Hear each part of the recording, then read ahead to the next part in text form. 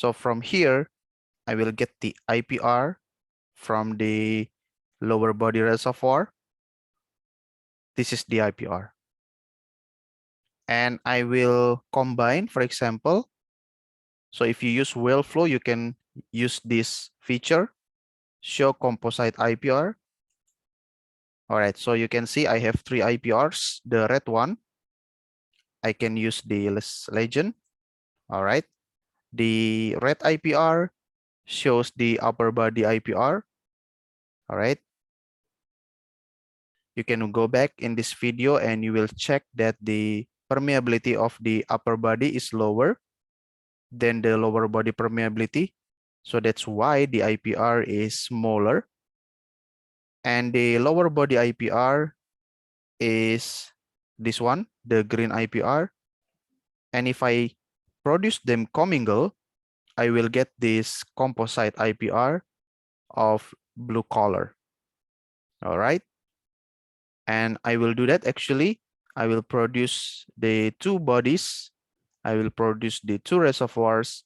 So this blue IPR I will use for nodal analysis. All right, so this is the IPR, the composite IPR.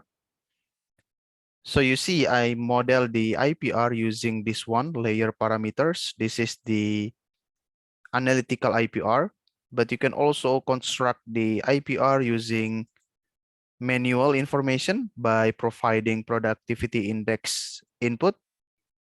All right, this is simpler. The pressure, provided temperature, middle perforation, water cut, and gas oil ratio. You will choose the IPR model and the productivity index. That's why we call it manual IPR. And you can also construct the IPR using well test data. So rather than using the layer parameters or manual, use this feature, test data.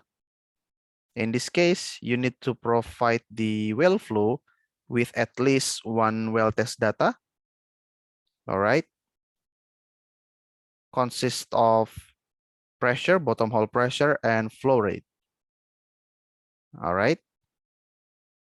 So for example, the well test pressure or bottom hole pressure is this one, 741 with flow rate of 1017. And again, by providing reservoir pressure, temperature, middle perforation, water cut, and GOR, and also Vogel IPR, I can also get the productivity index and AOF, and also the IPR. So this is the IPR obtained from well test data. All right, so hopefully we can focus on this topic in the future, but I will use this IPR instead, analytical IPR, using reservoir properties obtained from, for example, log or core analysis. All right, so far so good. We continue to the next section. So I will click apply, go to the wellbore section, deviation. I input the measured depth and true vertical depth. This is a directional well or deviated well.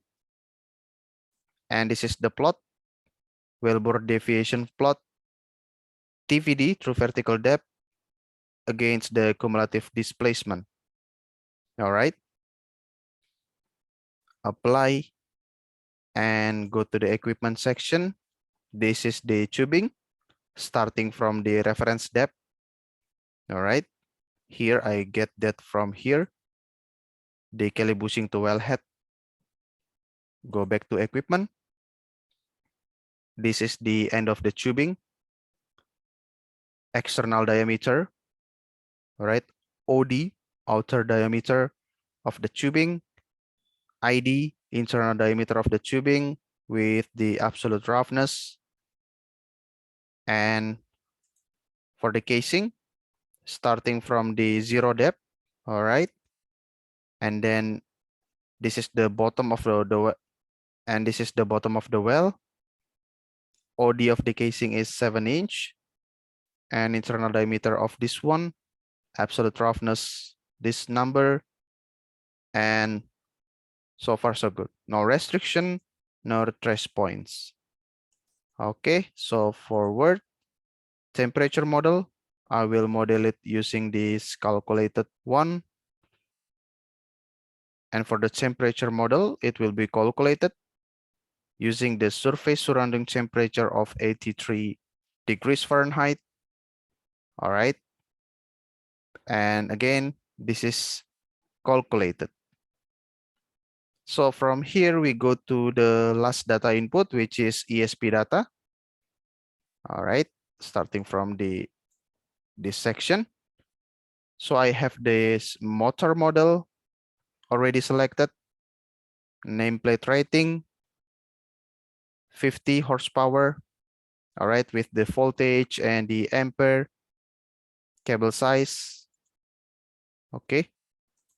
And then for the pump, measure depth. This is the pump setting depth. All right. Maximum equipment OD, 6, smaller than the ID of the casing. That's very important. Minimum equipment OD, yeah, just put it 0. Operation frequency 60 Hertz as the base case, and upstream temperature 120. For the pump name, I will just call it ESP. And then for the wear factor and efficiencies, head tuning factor 1, motor wear factor 1, gas separator present, yes, with the separator efficiency of 80%. And calculation options, yes, we will do viscosity corrections, gasiness corrections, and upper threshold 2, lower threshold 1. With fluid column in annulus, it will be oil water mixture. All right, so this is the selected pump. All right, let's say I have this pump model. I have this pump in the storage. All right. So with the N800 off-radar pump, the minimum flow rate is 500. With the maximum flow rate is 950. This is the number of stages with pump wear factor of 0.98. And this is the pump plot.